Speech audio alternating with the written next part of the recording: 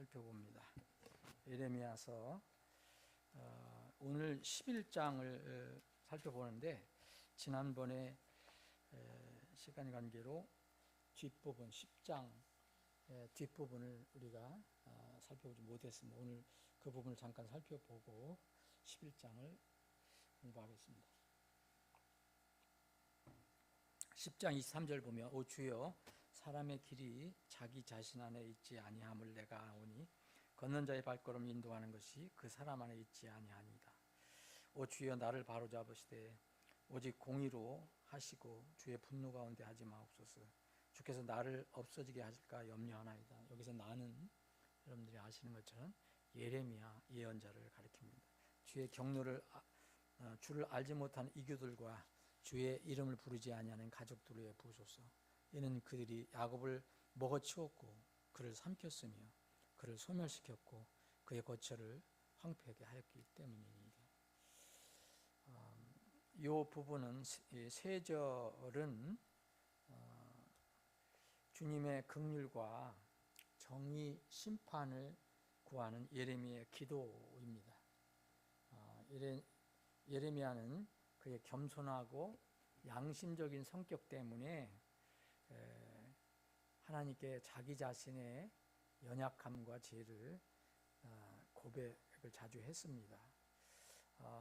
예레미야가 그렇게 자기 연약함을 고백하고 죄를 고백한 내용이 예레미야 서에 여러 군데 기록이 되어 있어요. 오늘 여기 10장을 비롯해서 계속 11장, 15장, 17장, 18장, 20장 계속해서 이런 비슷한 내용들이 기록되어 있습니다.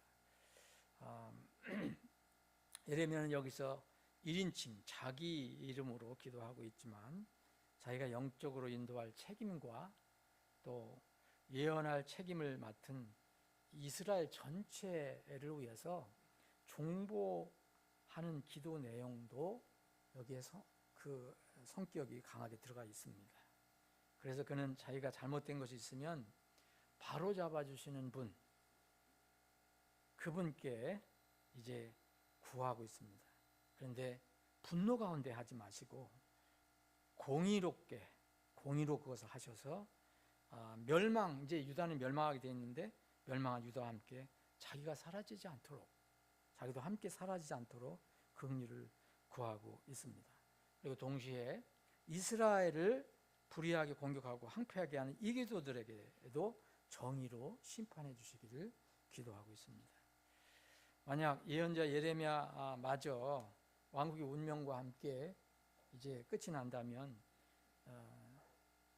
억울한 의인이 이렇게 함께 심판을 받는다면 정의가 실현되지 않는 것이고 이스라엘 민족에 대한 하나님의 긍휼은 여기서 끝난다고 볼 수 있습니다.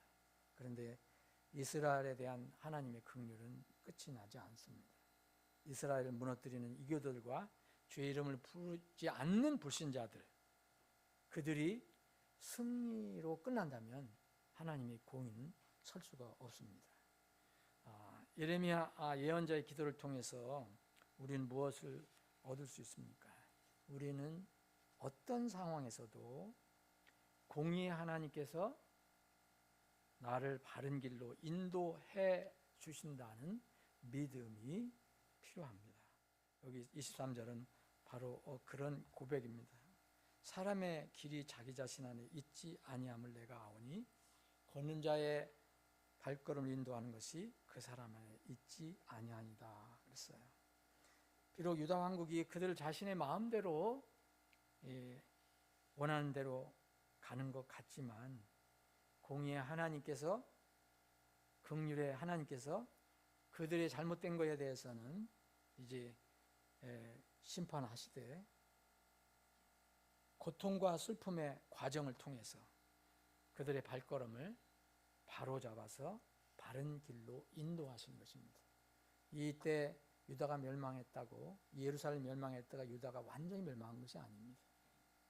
유다는 하나님 계획 가운데 이렇게 심판받고 고통을 받지만 계속 살아 있습니다. 그래서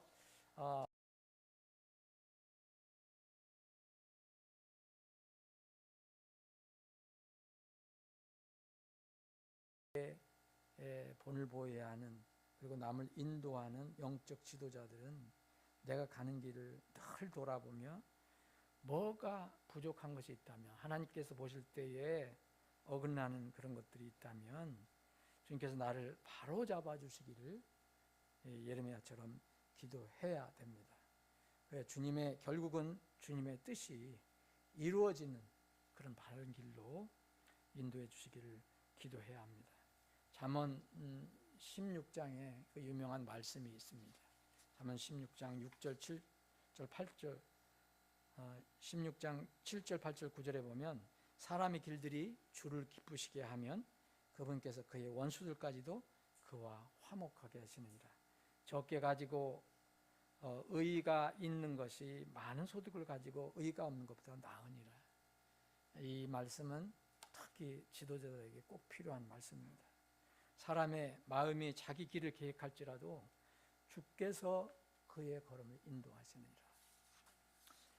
자, 이제 11장을 보겠습니다. 11장을 보면 우리 가지고 있는 성경, 근본적 성경에는 깨어진 언약에 관한 예언이라고 이렇게 타이틀을 달아놓고 있습니다. 이게 이제 12장까지 연결이 되는데 11장, 12장에는 이스라엘 백성이 주님과 맺은 언약을 그 깨트린 그 결과로 그들에 대해서 주님께서 어떻게 심판하셨는가, 그 내용이 기록되어 있습니다. 특별히 이제 11장에는 유다의 조상들과 맺은, 하나님께서 유다의 조상들과 맺은 언약이 있는데 그 언약 내용을 핵심적으로 2절부터 8절까지는 정리해 주고 있습니다. 그리고 그 다음에는 이제 9절부터 17절까지는 유다가 이 언약을 깨트립니다. 그러니까 유다가 배반하죠. 이 언약이 파기되고 그로 인해서 당연한 어떤 응보지만 비극적인 심판의 재앙이 떨어집니다. 그 내용을 17절까지 기록되어 있습니다. 우선 1절부터 6절까지 한번 제가 읽고 살펴보겠습니다. 주께로부터 예레미야에 임한 말씀이라. 이르시되 너희는 이 언약의 말들을 듣고 유다 사람들과 예루살렘 거주민들에게 말하라. 너는 그들에게 이르기를 이스라엘 주 하나님이 이같이 말하노라. 이 언약의 말씀들에 순종하지 아니하는 그 사람은 저주받을지니 이 언약은 내가 너희 조상들을 이집 땅 곧 쇠 용광로에서 데리고 나온 날에 내가 그들에게 명령한 것으로 이르기를 내 목소리에 순종하고 내가 너희에게 명령하는 모든 것에 따라 그것을 행하라. 그리하면 너희는 내 백성이 되고 나는 너희 하나님이 되리라 한 것이니라. 그것은 내가 너희 조상들에게 맹세한 그 맹세를 실행하여 젖과 꿀이 흐르는 땅을 그들에게 주려는 것으로 그것이 이날과 같이 그리 되었니라. 지금 언약에 대해서 주님께서 이스라엘, 이 멸망을 앞두고 있는 이스라엘 백성 그 전에 있는 그 조상들과의 맺은 언약에 대해서 지금 설명을 하고 계신 겁니다. 6절입니다. 그때 주께서 내게 이르시되 이 모든 말들을 유다의 도시들과 예루살렘의 거리들에서 선포하여 이르기를 너희는 이 언약의 말씀들을 듣고 그것을 행하라. 예언자 예레미야는 주님으로부터 말씀을 듣고 이 사실을 유다와 예루살렘 사람들에게 전하는 것이 주 사명입니다. 항상 그러하지만 이방인이나 선민 이스라엘이나 또 개인이나 하나님의 말씀에 순종하느냐에 따라서 그 운명이, 심판 여부가 결정이 됩니다. 이스라엘은 이 땅에서 나올 때 하나님과 맺은 언약의 약속이 있습니다. 말씀이 있습니다. 이 언약의 말씀들을 순종하면 복을 받는 것이고 불순종하면 저주와 불행을 맞게 됩니다. 3절은 그 말씀입니다. 순종하지 아니하는 그 사람은 저주를 받는다. 하나님과 이스라엘 사이의 언약은 유다 백성을 이방 민족들, 그 유다 민족을 둘러싸고 이방 민족들과 구별하는 중요한 특징이 됩니다. 이 언약은. 다른 이방 민족들은 이런 언약이 없습니다. 이 언약은 이스라엘이 가나안 땅으로 들어가기 직전에 모압 땅에서 하나님께서 모세를 통해서 이스라엘과 세운 그 언약입니다. 이것을 보려면은 이 신명기 뒷부분을 보시면 돼요. 이제 가나안 땅에 들어가기 전에 이제 하나님께서 이 언약을 이렇게 다시 재정비해서 알려주십니다. 물론 이것은 전에 이제 출애굽해서 시내산에서 맺은 언약과 비슷한데 그 내용을 갱신한 겁니다. 출애굽기에 나와 있는 그 시내산에서 맺은 언약을 갱신해서 신명기 마지막 부분에 다시 이 언약을 말씀하셨습니다. 이 언약은 과거로 올라가면은 족장 시대의 아브람, 이삭, 야곱과 맺은 약속의 땅에 관한 내용과 또 연결이 됩니다. 그래서 아브라함으로부터 계속 아브라함에게 약속하시고, 아브라함이 처음에 하실 때는 일방적인 약속을 하셨지만, 은혜의 약속을 하셨지만 그 뒤로 또 이제 언약을 맺으신 게 있습니다. 그래서 이 족장 시대의 족장들과 맺은 내용과도 연결이 됩니다. 그래서 이스라엘은 언약 백성이라고 부르는 겁니다. 다른 언약 백성이라고 불리는 이 민족들이 세상에는 없습니다. 이 언약 백성이란 언약으로 세워진 공동체를 말하죠. 그 언약에서 명시한 특권과 혜택이 있습니다.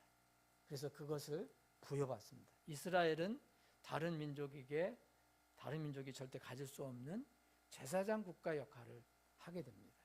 이런 큰 특권입니다. 혜택입니다. 그러나 동시에 그 언약을 순종해서 지켜야 하는 책임이 따르게 됩니다. 이게 언약 백성이 가지고 있는 이 어떤 책임 또는 특권입니다.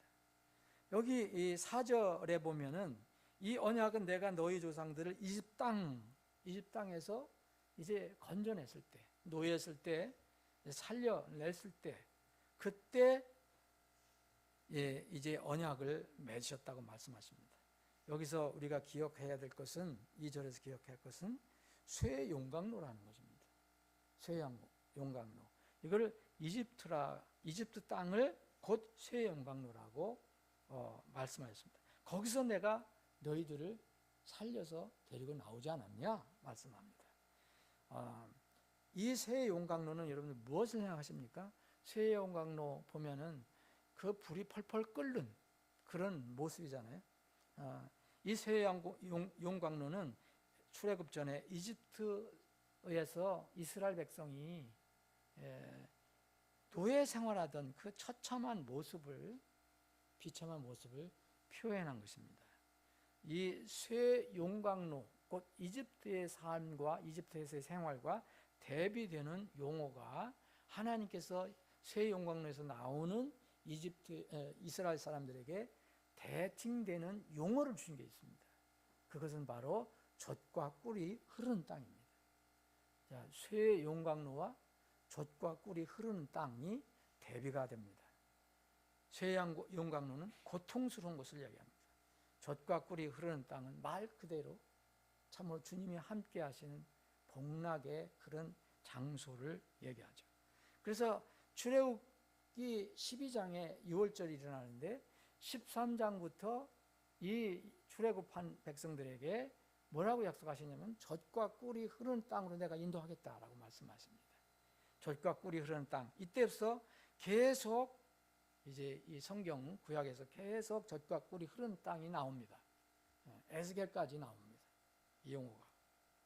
이 두 가지는 쇠용광로와 젖과 꿀이 흐르는 땅은 아주 상징적이고 대조가 되는 그런 상태입니다. 이 상태는 이제 순종과 불순종으로 이제 결정이 된다는 겁니다.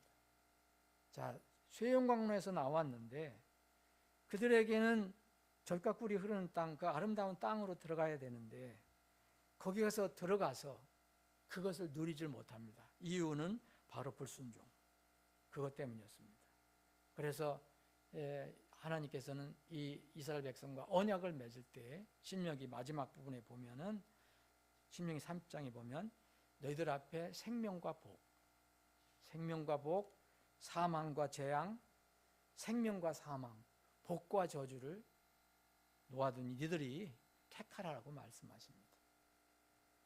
우리는 인간은 새 용광로를 택할 것인가, 젖과 꿀이 흐르는 땅을 택할 것인가, 그것이 마지막 인간에게 주어진 임무입니다. 그 운명입니다. 어떤 사람이든지 누구든지 이 운명이 결정이 됩니다. 믿음을 통해서 마지막 인생의 끝이 새 용광로가 될 것인가, 아니면은 이렇게 젖과 꿀이 흐르는 복락의 하나님의 나라가 될 것인가. 이스라엘에도 동일한 그런 택함이 있었습니다. 여기 7절은 아주 특이하게 주님께서 말씀하신 내용이 나옵니다. 이 7절을 한번 살펴보겠습니다. 이는 내가 너희 조상들을 이집트 땅에서 데리고 올라온 날에 그들에게 진지하게 단언하되 바로 이날까지 내가 그들에게 일찍 일어나 경고하며 이르기를 내 목소리에 순종하라 하였기 때문이라. 여러분, 여기 이 구절을 그래서 우리는 주님의 열심, 여호와 하나님, 이스라엘을 향한 여호와 하나님의 열심과 신실하심을 우리가 찾아볼 수 있습니다. 하나님께서 직접 그렇게 말씀하셨습니다. 내가 이렇게 말씀하시면서 그들에게는 이집트 땅에서 나온 이스라엘 백성을 이야기하잖아요. 특히 이제 이스라엘 백성들의 조상들에게 얘기한 건데,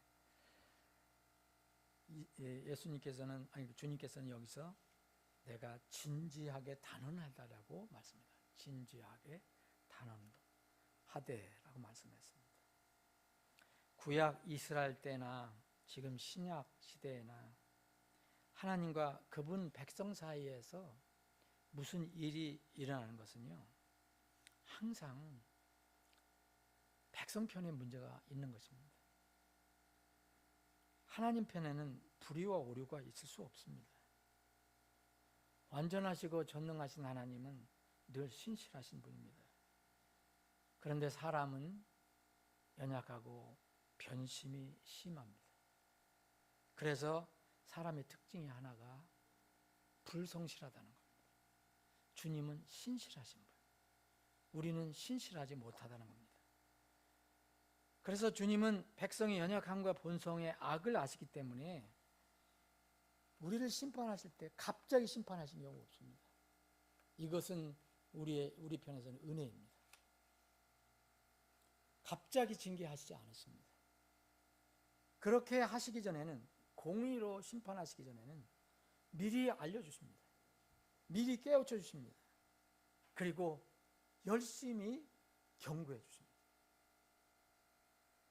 이 하나님의 속성을 내가 진지하게 단언하되, 이 말씀하시면서 바로 이날까지 내가 그들에게 일찍 일어나 그랬습니다. 여러분, 하나님께서 스스로 내가 진지하게 말한다, 여기 단언하다라는 말을 영어를 보시는 분은 프로테스트라는 말을 썼는데, 이 말은 요새는 항의하다 그런 말도 쓰지만 여기서는 크게 강하게 주장하는 것을 얘기합니다. 하나님께서 이렇게 말씀하신다는 겁니다. 그리고서 하나님께서 말씀하시기를 지금 이날까지 너희들에게 예언자를 보내서 너희들의 이 예루살렘이 망하게 됐다는 것을 알려주고 회개하라고 한 이때까지 주님은 어떻게 하셨느냐? 갑자기 예루살렘을 지금 멸망시키시는 게 아니고 이제까지, 지금 이때까지 하나님께서 일찍 일어나서 경고하셨다고 표현합니다. 여러분, 하나님께서 일찍 일어나셨다는 것이 도대체 무엇입니까? 하나님께서 일찍 일어나실 필요가 있으신 분입니까? 그런데 사람들이 잘 알아듣게끔 하나님이 진지하게 단언하시고 또 일찍 일어나서 사람들을 보내서 경고했다고 말씀하셨습니다. 바로 이 부분이 이 시대에는 하나님의 일꾼으로 세워진 예언자들이나 목양자들이 해야 하는 일입니다. 정말 진지하게 단언해서 해야 되고, 또 일찍 일어나서 해야 합니다. 일찍 일어난다는 것은 아침에만 일찍 일어나는 것을 얘기하는 게 아닙니다. 그 일을 우선순위에 두고 가장 중요한 일로 삼아서 부지런히 하는 것을 얘기하죠. 사람은 무슨 중요한 일을 할 때나 멀리 떠날 때 일찍 일어나서 준비합니다. 여러분들이 무슨 일을 계획을 하는 것이나 하다못해 어디 여행을 가더라도 여러분들 해가 뜨도록 늦잠을 자거나 계획 없이 그렇지 않습니다. 아마 여러분들 여행 계획 세우면 새벽에 일어나서 잠도 안 자고 그럴 겁니다. 준비하고. 그래서 사람들은 무슨 일을 할 때 그렇게 합니다. 그래서 이 성경을 읽어보면은 이 하나님의 사람들도 어떤 일을 할 때 보면 일찍 일어나서 했다는 말이 많이 나옵니다. 성경에 보면. 제가 찾아보니까 창세기서부터 아브라함이 하나님께서 무슨 일을 하실 때, 뭐 명령하실 때 일찍 일어났다. 창세기 22장에 보면 이제 하나님께서 가서 이제 바치라고 할 때, 아들을 바치라고 할 때 일찍 일어납니다. 성경을 한번 읽어보시기 바랍니다. 마음은 아프고 어렵겠지만 하나님의 명령을 따라서 일찍 일어나서 그 일을 시작합니다. 야곱도 일찍 일어났다 그랬고, 또 모세도, 여러분 출애굽기를 쭉 읽어보시면 모세도 하나님 명령을 받고 일찍 이 일을 했다 얘기합니다. 일찍 했다. 여호수아도 그랬고 기드온도 그랬고 사무엘도 그렇고 무슨 명령을 받으면 일찍 그 일을 했습니다. 다윗도 그랬습니다. 왕 중에서 선한 왕이었던 히스기야 왕도 그랬습니다. 욥기 1장을 보면 욥도 하나님께 희생제물 드릴 때 일찍 드렸다고 나옵니다. 여러분 신약에 와서는 이제 막달라 마리아와 그 자매들이 게으르게 늦게까지 해가 중천에 뜰 때까지 그렇게 있지 않았습니다. 새벽에 일어나서 주님이 묻히신 곳을 찾아갔습니다. 그런데 사람이 아니신 창조주 하나님께서 일찍 일어나셔서 그분의 전령 예언자들을 보내셨다는 것을 어떻게 이해해야 되겠습니까? 주님은 여기서 말씀하십니다. 날마다, 그것도 날마다 이날까지 그들에게 일찍 일어나서 일찍 일어나 말씀하시고 하나님의 종 예언자들 날마다 일찍 보냈다고 말씀하셨습니다. 예레미야 7장 우리가 이미 읽은데 예레미야 7장 25절에 보면 내가 내 모든 종 예언자들 너에게 보내되 날마다 일찍 일어나 보냈느니라. 그걸 반복해서 오늘 11장에도 말하고 있습니다. 예레미야에 찾아보니 이렇게 하나님께서 일찍 하셨다는 얘기가 곳곳에 기록이 되어 있습니다. 오늘 11장 7절에 나와 있고 계속해서 나와 있습니다. 하나님은 이렇게 신실하신 분입니다. 갑자기 무슨 심판을 받은 것이 아닙니다. 어떤 사람이 갑자기 재앙을 받은 것이 아닙니다. 주님이 오실 때 그 사람들이 갑자기 심판을 받고 지옥 가는 게 아닙니다. 하나님은 일찍 일어나셔서 날마다 일어나셔서 이렇게 사람들을 보내서 사람들을 일깨우셨습니다. 예수님도 공생에 사역하실 때 보면 이렇게 부지런히 신실하게 하셨다는 것이 보입니다. 주님께서 예화를 들으셨습니다. 마태복음 20장에 보면 하늘 왕국을 비유하실 때 이렇게 말씀하십니다. 하늘의 왕국이 마치 일꾼들을 고용하여 자기 포도원에 들이려고 아침 일찍 나간 한 사람. 이게 누굴까요? 예수님을 말하죠. 곧 어떤 집주인과 같기 때문이다 그랬습니다. 그래서 하늘의 왕국과 비유했습니다.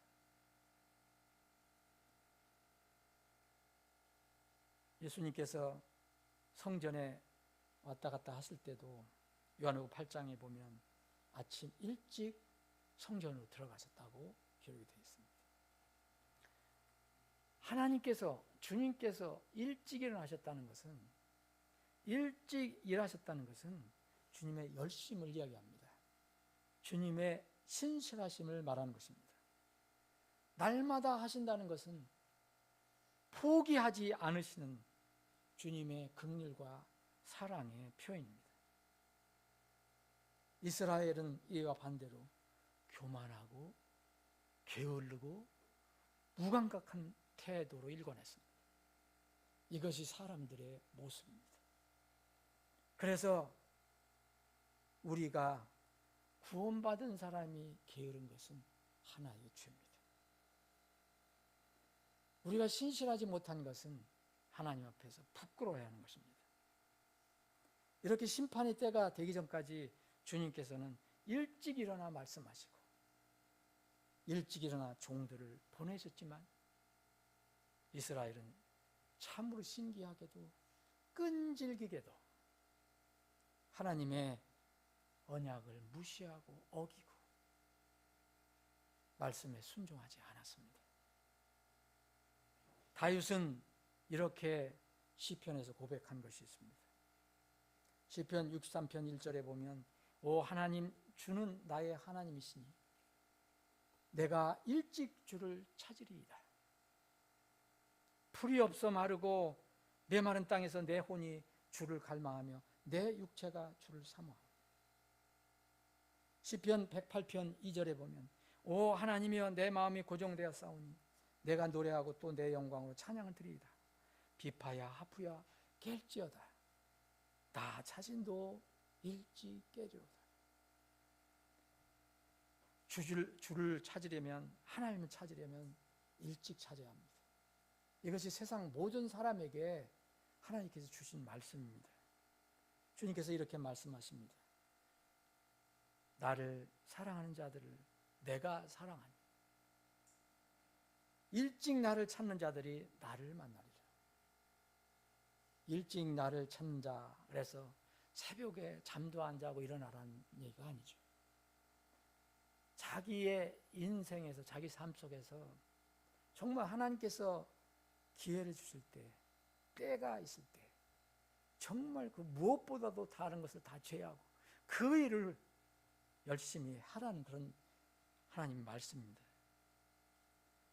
그렇게 이렇게 일찍 차지하는데 이 찾는 것도 영원히 계속되지 않습니다.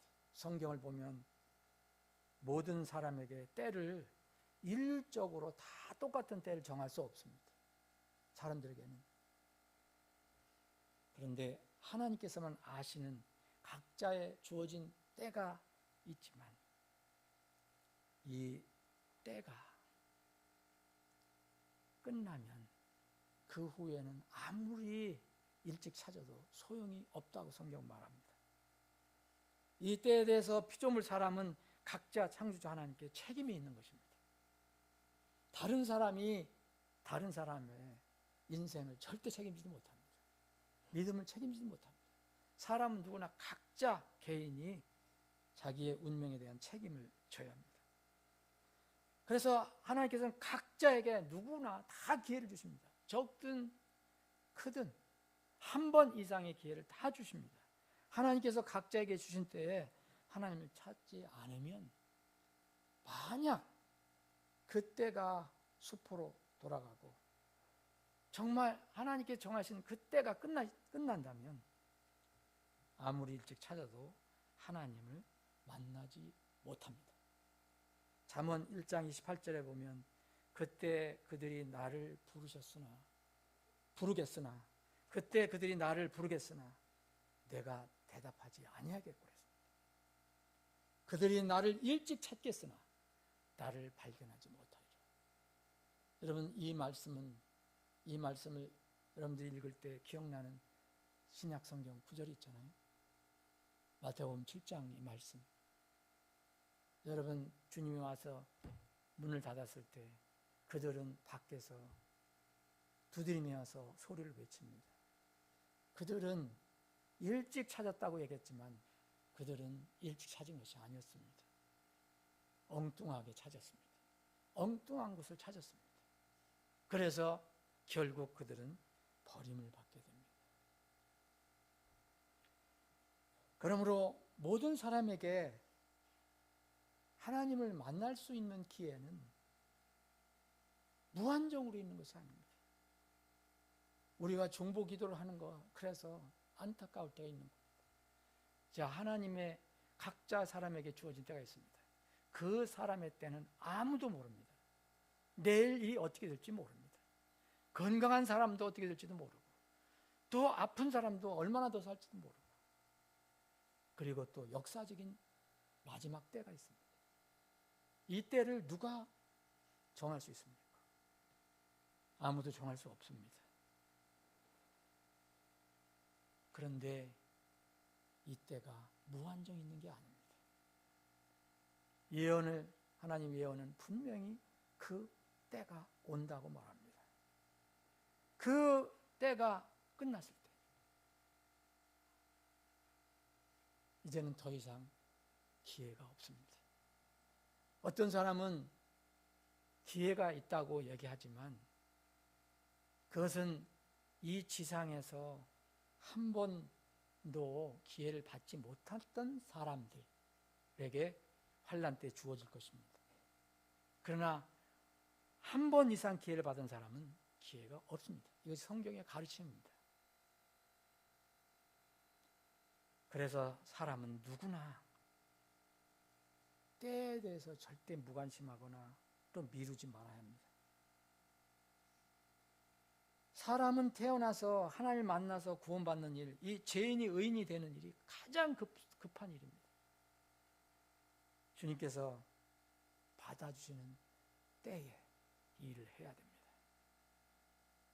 내일이 아니라 그래서 성경은 바로 오늘 지금이라고 말하고 있습니다. 그런즉 우리가 그분과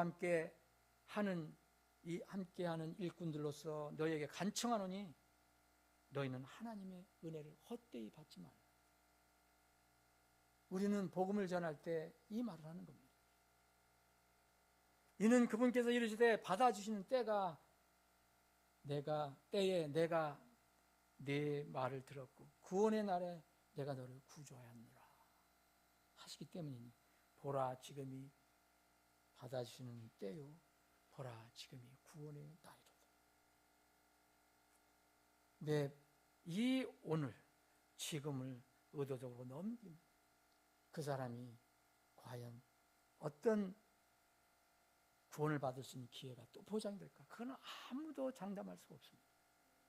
그래서 우리는 부지런히 중보 기도하고 기회가 되면 전하는 것입니다. 아버지 하나님, 오늘 3일 저녁에 나와서 저희들이 하나님을 찬양하고 기도하며 또 말씀을 함께 상고해 봤습니다. 주님, 우리에게 하나님의 그 거룩한 때를 주셔서 우리 마음을 움직여 주셔서 그 때에 우리가 구원의 고백을 하고 주님을 믿게 해주신 것 참으로 감사합니다. 우리를 구원해 주신 것 감사합니다.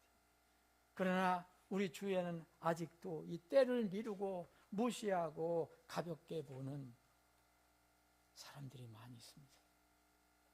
우리가 이 사람들 위해서 쉬지 말고 중보 기도하며 할 수 있는 대로 사랑의 수고로 그들에게 나아가 이 때를, 복음의 때를 받아들이라 전할 수 있는 그런 열심과 믿음을 허락해 주시옵소서. 시간 우리가 함께 주님께 기도 제목을 아닙니다.